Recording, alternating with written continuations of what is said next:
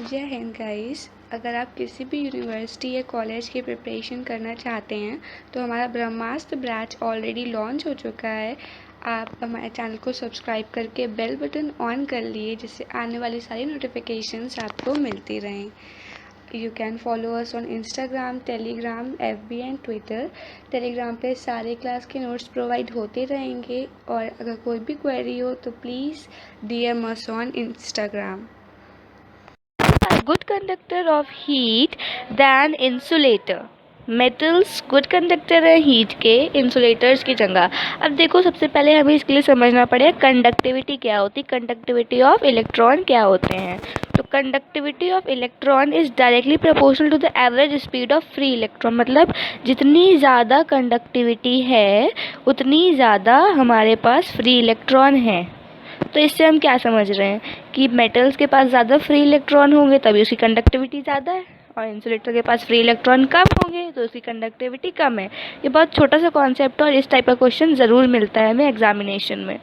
सो इसका आंसर क्या होगा, पहले हम लोग इसके ऑप्शंस देख लेते हैं। इसके ऑप्शंस दिए हैं। Their atoms are relatively apart, they contain free electron, they atoms collide frequently, atoms have reflecting surface. तो हमारा आंसर हो जाएगा B, that is they contain free electron. Moving to our next question, that is when drop of liquid splits into a number of droplets, then question में क्या पूछ रहा है कि एक ड्रॉप ऑफ लिक्विड है, एक लेट सपोज कि ये ड्रॉप ऑफ लिक्विड है, ये खूब सारी छोटी छोटी ड्रॉपलेट्स में स्प्लिट हो रही है, तो क्या होगा ये पूछ रहा है। तो हमारे ऑप्शंस दिए, area remain same, area increases, area decreases, volume increases. तो एरिया सेम तो नहीं रहेगा और वॉल्यूम इंक्रीज, वॉल्यूम का यहाँ पे कोई रोल ही नहीं है। तो अगर एक चीज़, बड़ी चीज़ इतनी जगह ले रही है और छोटी छोटी चीज़ में टूट रही है तो वो ज़्यादा जगह लेगी, तो क्या होगा, area increases. That is second का B1 is the right answer. Let's move to our next question. That is, a point charge plus Q is placed at a distance d of an isolated conducting plate. मतलब एक plus Q है, charge है जो कि रखा गया है। अब इससे पूछ रहा है कि यहाँ पे इलेक्ट्रिक फील्ड कैसी बनेगी, ये पूछ रहा है। पहला, directed perpendicular to the plane and away from the plane. देखो प्लस में जो होता है वो अवे बनती है, ओके और अगर यही माइनस Q चार्ज होता तो टूवर्ड्स सेंटर बनती, ठीक। और हमेशा इलेक्ट्रिक फील्ड कैसी होती है, परपेंडिकुलर। हमेशा इलेक्ट्रिक फील्ड कैसी मिलेगी, परपेंडिकुलर। तो इसके अकॉर्डिंग जो इसमें आंसर्स दिए हैं उसमें हम लोग देखते हैं कि कौन सा सही होगा। डायरेक्टेड परपेंडिकुलर, परपेंडिकुलर होती है और अवे भी कह रहा है, तो हाँ, तो हमारा आंसर क्या होगा, फर्स्ट। और बाकी में क्या कह रहा है, टूवर्ड्स। टूवर्ड्स जब होती जब यहाँ माइनस होता, और रेडियली अवे होगी नहीं, नन ऑफ द अबव नहीं होगा। तो ये बहुत बेसिक सा क्वेश्चन है इलेक्ट्रोस्टैटिस्टिक्स का, और ये ज़रूर पूछा जाता है हर एग्जाम्स में। Let's move to our question number 4. The surface tension of a liquid is 70 dyne per centimeter. The value of this is MKS system. Dyne centimetre में दिया है और पूछ रहा है MKS में। तो जब हम इसको कन्वर्ट करेंगे तो हमारा आंसर क्या आएगा, हमारा आंसर आएगा 7 × 10⁻⁻² न्यूटन मीटर। ये बहुत बेसिक का क्वेश्चन है, क्लास 11 का। आई थिंक आप लोग कर सकते हो, और इस टाइप के क्वेश्चंस बहुत पूछे जाते हैं क्योंकि ये सब आपके मेन कॉन्सेप्ट्स के क्वेश्चन है कि अगर आप कॉन्सेप्ट क्लियर तभी आप ये क्वेश्चंस कर पाओगे। सो क्वेश्चन नंबर 5 पे आते हैं। A positively charged particle is release from rest in an uniform electric field. मतलब एक इलेक्ट्रिक फील्ड है यूनिफॉर्म, जिसमें से हमारे चार्ज पार्टिकल्स निकले हैं। The electric potential energy of the charge. इसका आंसर पहले सोचो, अगर नहीं आए तब इसका आंसर आपको मैं बताती हूँ। इसका आंसर है 5th का C1, decreases because a charge moves along the electric field. क्योंकि दोनों की डायरेक्शन सेम है इसलिए ऐसा हो रहा है। देखिए इसका एक्सप्लेनेशन भी आप इसको एक बार रीड कर सकते हैं, बिकॉज ये बहुत इजी सा क्वेश्चन है। अगर प्रॉब्लम आए तब फिर भी तो you can comment me down. इसका पूरा रीज़न मैंने लिख दिया, आप इस बार को रीड करो। अगर फिर भी नहीं समझ में आता है तो मेरे को बताना। नेक्स्ट क्वेश्चन है डायमेंशन से, और डायमेंशन कोई भी एंट्रेंस एग्ज़ाम है उसका one of the pet question है कि डायमेंशन का आना ही आना है। तो इसमें हमें क्वेश्चन क्या है कि the dimension of quantities in one or more of the following pairs are same, identify the pair, मतलब दो इसमें डायमेंशन सेम किसकी है ये बतानी है हमें। क्वेश्चन नंबर 6 पे तो इसमें पूछा गया है किसकी सेम डायमेंशन होती है। तो मोमेंटम की डायमेंशन क्या होती है, देखो वर्क की होती है हमारी ml/2 t-2, वर्क की होती है ml/2 t-2, ठीक।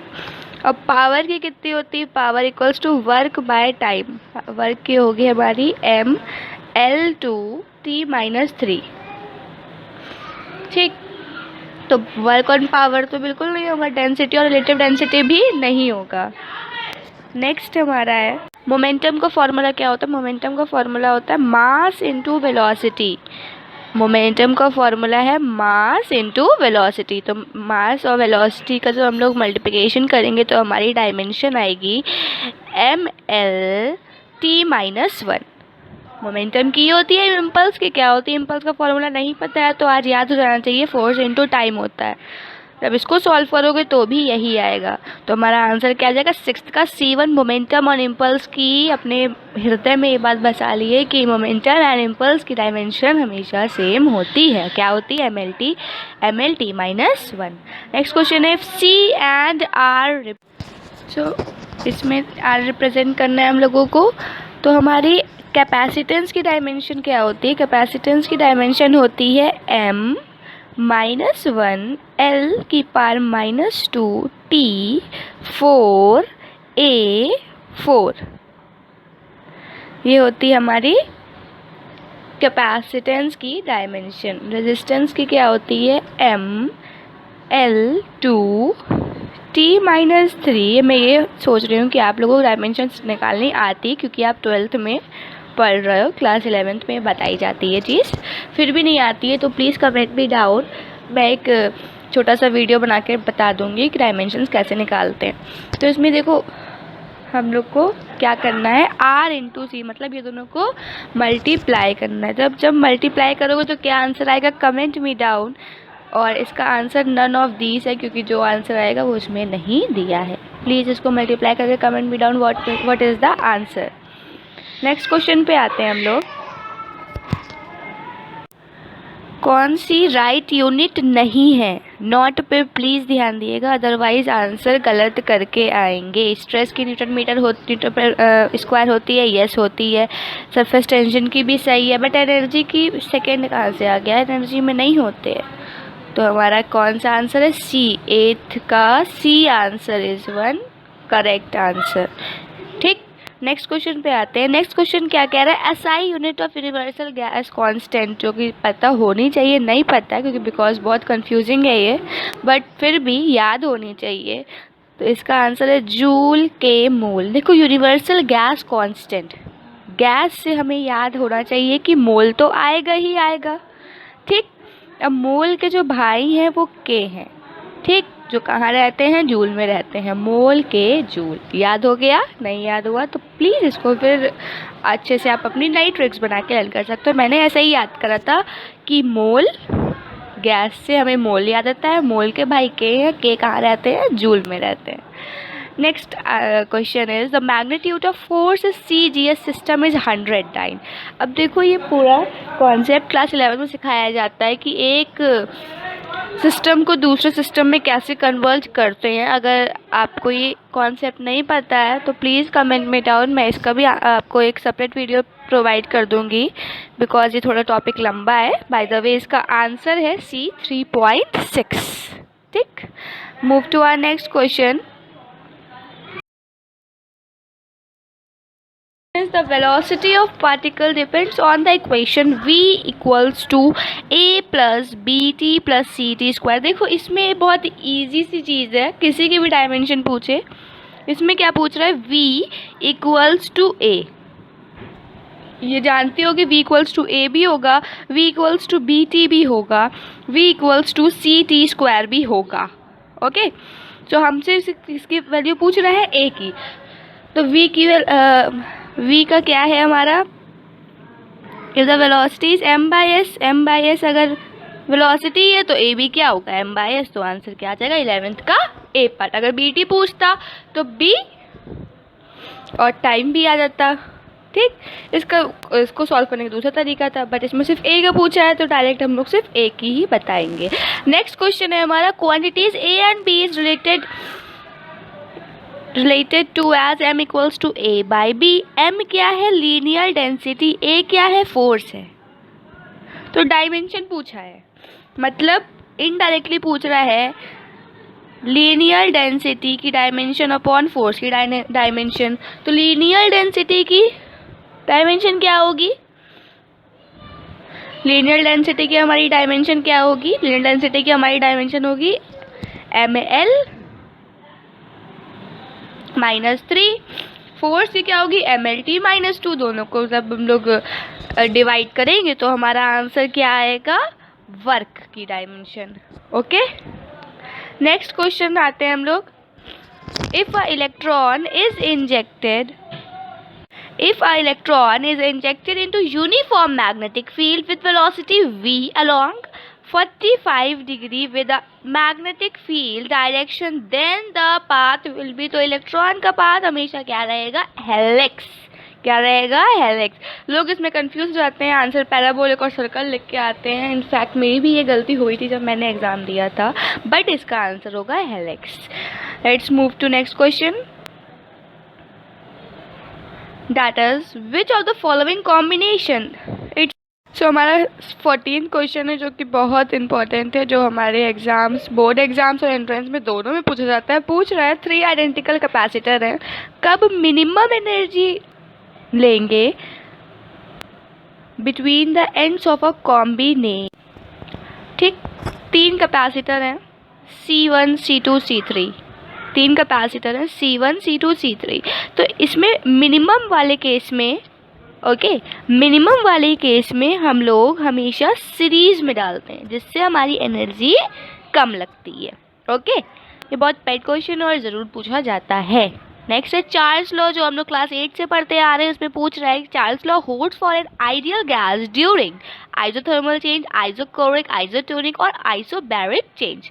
तो इसमें क्या आंसर होगा, 15th का D1, आइसोबैरिक प्रोसेस। ये केमिस्ट्री का क्वेश्चन है और फिजिक्स दोनों में ही पूछ सकते हैं चार्ल्स लॉ के बारे में।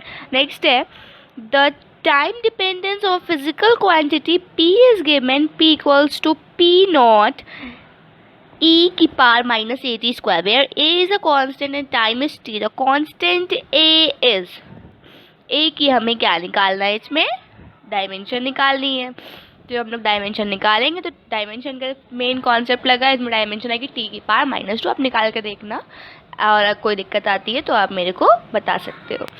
ओके, नेक्स्ट है what is the unit of latent heat. ये सब पेट क्वेश्चन और सब आते हैं बट इंसान भूल जाता है क्योंकि काफ़ी उस टाइम तक हम लोग काफ़ी कुछ पढ़ चुके होते हैं और ये बेसिक चीज़ें हम लोग भूल के चले जाते हैं। तो क्वेश्चन 17 है what is the unit of latent heat. Latent heat की यूनिट होती है जूल पर kilogram, that is B1, joule पर किलोग्राम। नेक्स्ट क्वेश्चन है हमारा which is dimension less quantity. Class 11 में पढ़ाया जाता है और बहुत बार पूछा भी जाता है, तब भी लोग भूल जाते हैं, बट इसको भूलना नहीं है। तो इसमें हमारा डायमेंशन लेस क्वांटिटी कौन सी है, strain. Strain is a dimensionless quantity.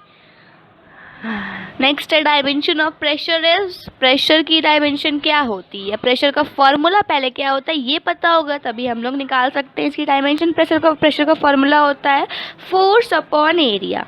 Force की डायमेंशन होती है mlt -2, ठीक, और एरिया क्या है L स्क्वायर।